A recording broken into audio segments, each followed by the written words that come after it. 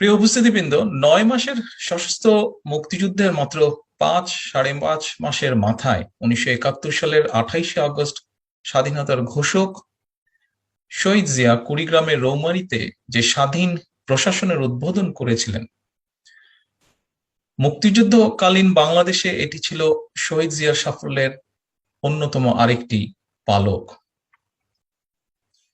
বাংলাদেশের স্বাধীনতার সুবর্ণ জয়ন্তীর এই চলমান সময়ে ঐতিহাসিক তথ্য উপাত্ত দলিল প্রমাণের ভিত্তিতে আমাদের মহান মুক্তিযুদ্ধের ইতিহাসের সেই গৌরবময় অধ্যায়গুলো নিয়ে বা সেই গৌরবময় অধ্যায়টি নিয়ে এতক্ষণ আলোচকবৃন্দ আলোচনা করলেন।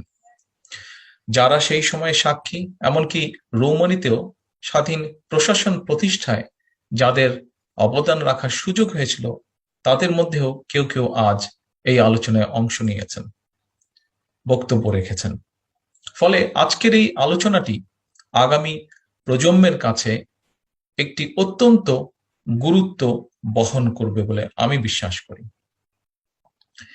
এই সুনির্দিষ্ট বিষয়টির উপরে সবার বিস্তারিত আলোচনার পরে এ নিয়ে নতুন করে বোধহয় খুব একটি বলার কিছু নেই। তবে রৌমারী এবং মুক্তিযুদ্ধকালীন রৌমারীর মতন ঐতিহাসিক স্থান বা ঘটনাগুলো নিয়ে ভবিষ্যতে অবশ্যই আমাদের অনেক কিছু করার আছে, যা আব্দুল বারী সরকার সাহেব তার বক্তব্যে বলেছেন, তুলে ধরেছেন। প্রিয় উপস্থিতিবৃন্দ, আমি মনে করি মুক্তিযুদ্ধ চলাকালীন সময় স্বাধীনতার ঘোষকের নেতৃত্বে রৌমারীতে স্বাধীন প্রশাসন প্রতিষ্ঠা বাংলাদেশের জনগণের জন্য একটি সাহস ও বীরত্বের একটি অনন্য উদাহরণ। এ কারণে বাংলাদেশের ইতিহাসে রৌমারী আমাদের নির্ভরতা এবং সাহসের ভিত্তিভূমি হিসাবে চিহ্নিত থাকা উচিত বলে আমি মনে করি।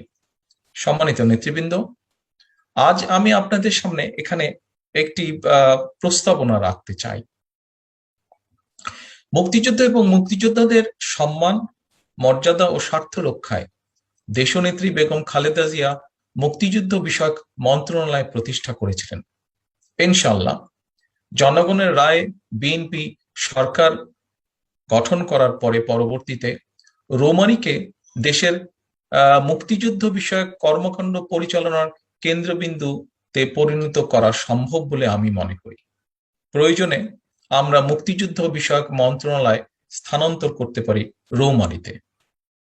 প্রিয় উপস্থিতিবৃন্দ, প্রিয় নেতৃবৃন্দ, আপনারা যারা এখানে উপস্থিত রয়েছেন, আপনাদের অনেকেই বাংলাদেশের মুক্তিযুদ্ধে নেতৃত্ব দিয়েছেন। যারা বক্তব্য রেখেছেন আজকের এই অনুষ্ঠানে, তাদের মধ্যে বেশ কয়েকজন সরাসরি মুক্তিযুদ্ধে নেতৃত্ব দিয়েছেন, মুক্তিযুদ্ধে অংশগ্রহণ করেছেন, শহীদ জিয়ার সাথে মুক্তিযুদ্ধে অংশগ্রহণ করেছেন। শহীদ রাষ্ট্রপতি জিয়াউর রহমান কিংবা বেগম খালেদা জিয়ার ক্যাবিনেটের সদস্য হিসাবেও এখানে উপস্থিত নেতৃবৃন্দ অনেকেই রয়েছেন, যারা রাষ্ট্র পরিচালনায় নেতৃত্ব দিয়েছেন। দেশ পরিচালনায় আপনাদের প্রত্যক্ষ অভিজ্ঞতা রয়েছে। সুতরাং শুধু রৌমারী নয়, বরং আমি মনে করি প্রশাসনিক বিকেন্দ্রীকরণের আওতায় মেহেরপুরের আম্রকানন, চট্টগ্রামের কালুরঘাটের মতন আমাদের স্বাধীনতা ও মুক্তিযুদ্ধের সঙ্গে সংশ্লিষ্ট এমন ঐতিহাসিক স্থানগুলোকেও রাষ্ট্রীয় প্রশাসনের কর্মকাণ্ডের কেন্দ্রবিন্দু করা সম্ভব বলে আমি মনে করি। কারণ মুক্তিযুদ্ধকালীন বাংলাদেশের এমন প্রত্যেকটি ঐতিহাসিক স্থান আমাদের মহান মুক্তিযুদ্ধের এক একটি জীবন্ত ইতিহাস। মুক্তিযুদ্ধকালীন বাংলাদেশের এই ঐতিহাসিক স্থানগুলোকে স্বমহিমায় তুলে ধরা গেলে যারা মুক্তিযুদ্ধের রণাঙ্গন দেখেননি, তারা আর মুক্তিযুদ্ধের ইতিহাস বিকৃতির ঔদ্ধত্য দেখানোর সাহস পাবে না।